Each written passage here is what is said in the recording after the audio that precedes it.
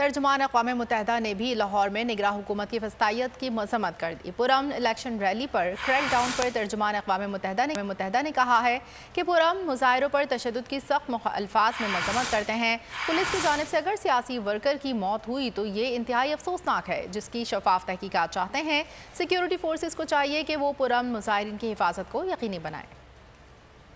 Well, regarding if there are any deaths, those would need to be investigated thoroughly, and of course there needs to be accountability for any deaths or injuries that occur. But of course, in situations like this, we call on security forces to exercise maximum restraint. People have the right to peaceful protest, and security forces around the world should allow them to go.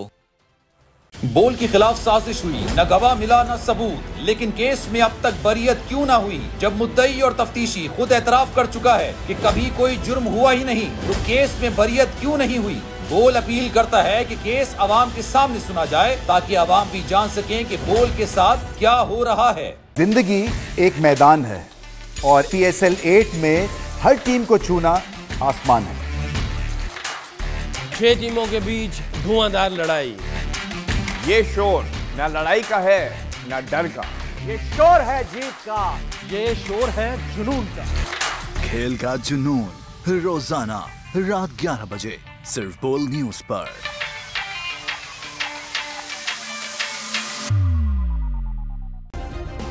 Subscribe करें और bell दबाएं ताकि कोई खबर रह न जाए।